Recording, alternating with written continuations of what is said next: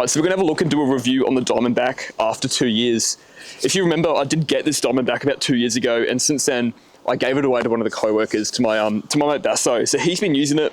I've chucked it on today to get a good feel about it, and there's actually a lot I do want to talk about.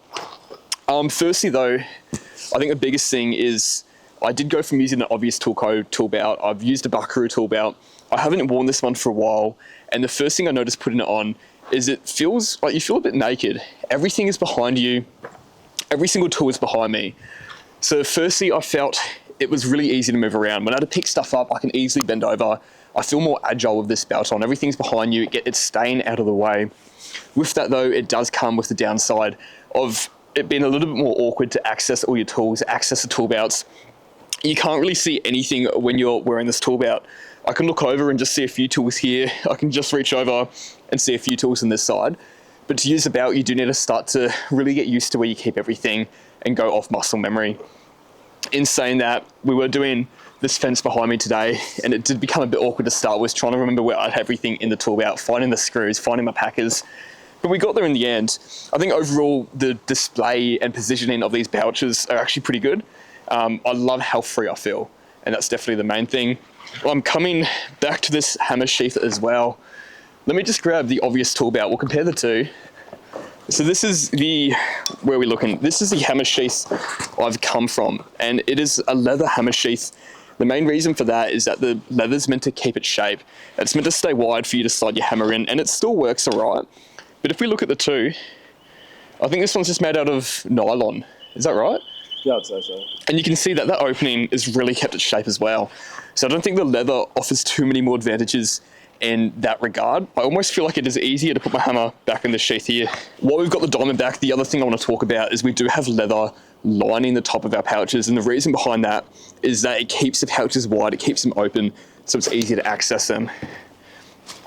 That is definitely something I noticed switching over to the diamondback. Obviously this one's sticking out here. That's where I've been using the tape all day. But some of these other pouches here are a little bit harder to get into. One thing I do need to comment about the diamondback, and I noticed this when I switched over to my buckaroo, is for a pouch like this where I'm putting my hand in every day to get the screws. I remember my first day doing that with a buckaroo. I ended up cutting all my fingers. Well, not cutting, but starting to wear them open a little bit. My fingers were rubbing against the leather all day, and all my knuckles were cut up and bleeding by the end of the day. At least the nylon material is a lot smoother, and this pocket here at least seems to hold its shape. It's mainly with all the tools in here that it's a bit more awkward to get to. All right, so the main thing though is we're going to talk about the longevity of the diamondback. If we have a look at the bottom of it, she's pretty dirty today, and we can see there are a few holes in the bottom. Oh, I'm making a mess. Is this the pouch where you keep your chisel in? Yeah. It is. Okay, so we can see straight away the chisel was sitting there and it has started to cut through the belt. It's a bit dirty now, but the cameraman right now, Basso, has told me he's actually washed this belt quite a few times. He loves the belt, he does look after it. We can see a few other bits of wear and tear, especially at the top here. It's starting to fray all over the place. The logo's coming off, that's not the biggest issue. The fraying could turn into a bigger issue though. And how's this side looking? Not too shabby. It's not too bad. It definitely did get quite messy today. That's my bad there. But in overall wear and tear, we got a nut holding this together. It's a little bit loose, but that's not an issue. You can finger tighten that. I think the biggest issue is the chisel going through and making a hole in the tool belt. That's an issue I've had with every tool belt I have worn before. I know several blokes that have used buckaroo and their chisels have made holes in their pouches and gone all the way through. Obvious Toolco, when they sell this pouch, it actually comes with a bit of a rubber sheath. I do not have it right now, but the rubber sheath is built to sit in one of these pouches here so that when you put your chisel in, it's not going to cut into your belt. I don't even want to show how muddy this is. That is disgusting. It hasn't cut through yet. I've chosen not to use it because I find it a bit annoying. But I think that is something every tool belt company has to look into. So overall, I feel like the diamondback has actually done really well over the last 2 years. Is it worth the money? I would say so. I would say this is worth the money. It's done well, it's lasted long.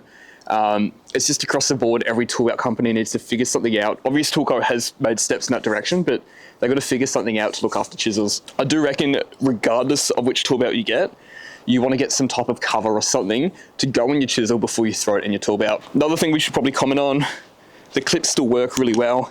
I was worried they could potentially get rusted and become a bit hard to clip together. And I don't know, you can have a quick look at the belt. Everything else about it is held together really well. I think it is worth the money. I forgot how nice it was to wear this belt. I still love my obvious toolco. I think belts are something you really get used to what you're using. And I like actually being able to see in the pouches next to me as well, even though it is easier to move around with this belt. What do you reckon, Basso, cameraman? Worth the money? Worth the money, is it? I'd say no. No, not worth the money. I'd say obvious tool belt will last longer than the diamondback, and it's cheaper. Correct? Is it cheaper? I could not tell you. I think so. I'm pretty sure the diamondback is like $780. Oh, it's definitely cheaper then. Definitely cheaper.